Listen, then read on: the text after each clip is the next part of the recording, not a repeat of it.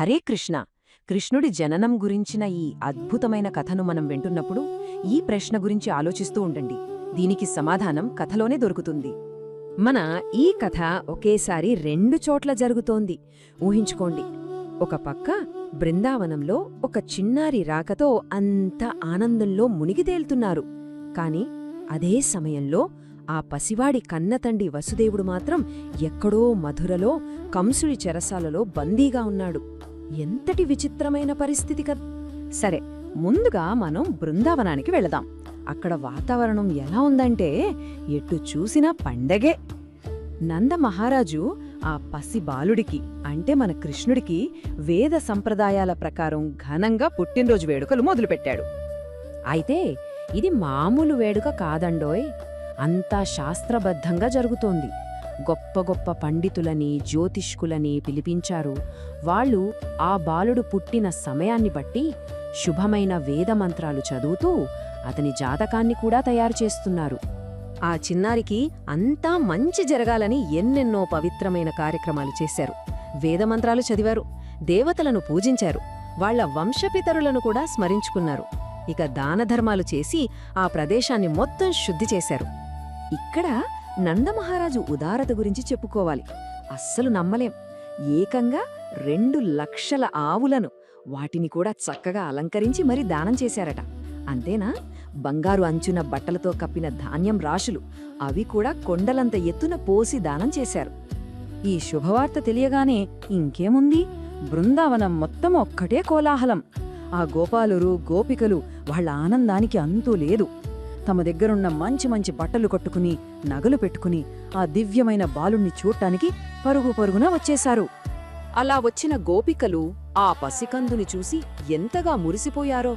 వాళ్ల ప్రేమంతా కురిపిస్తూ, అబ్బాయి, మమ్మల్ని కాపాడటానికే నువ్వు కలకాలం వర్ధిల్లాలి అని మనస్ఫూర్తిగా దీవించారు. ఆ తర్వాత ఒకరిమీద ఒకరు పసుపు, నూనె, పెరుగు కలిపిన మిశ్రమాన్ని చల్లుకుంటూ సంబరాలు చేసుకున్నారు. ఈ సంఘటన చూస్తే మనకొకటి అర్థమవుతుంది. బృందావనంలో సంపదకు కొదవే లేదు. కాని అది కేవలం డబ్బు కాదు. గోవులను ప్రేమగా చూసుకోవడం వల్ల వాళ్లకు పాలు, పెరుగు, వెన్న ఎంతలా సమృద్ధిగా ఉన్నాయంటే వాటిని ఒకరిపై ఒకరు చల్లుకుంటూ ఆనందించేంత.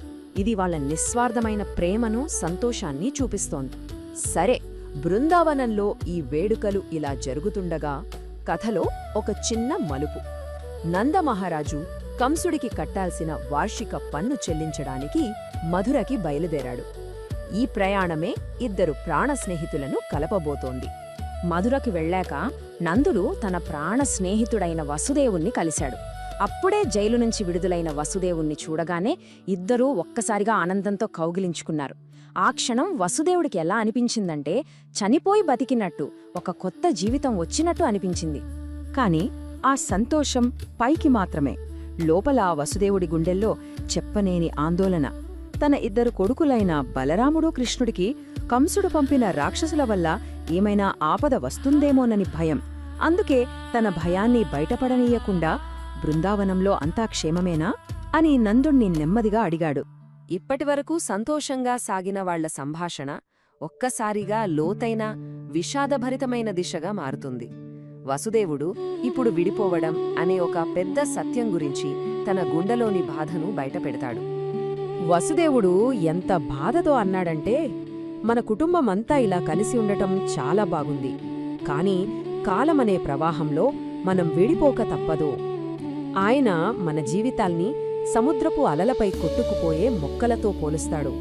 అవి కొన్నిసార్లు కలుస్తాయి, కొన్నిసార్లు మళ్లీ కలవలేనంత దూరంగా విడిపోతాయి.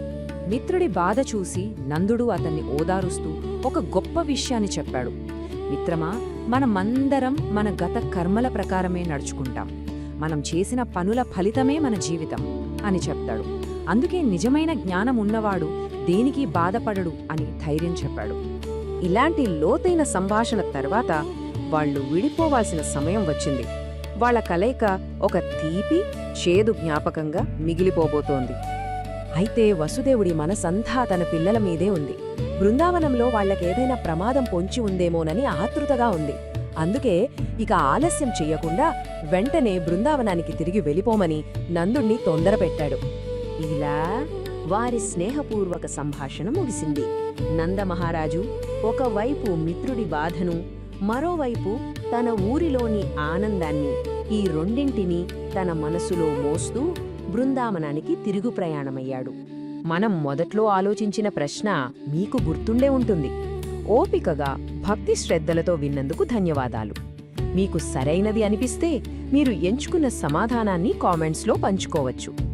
సనత్ శృతి మీ హృదయానికి శాంతిని ప్రసాదించుగాక.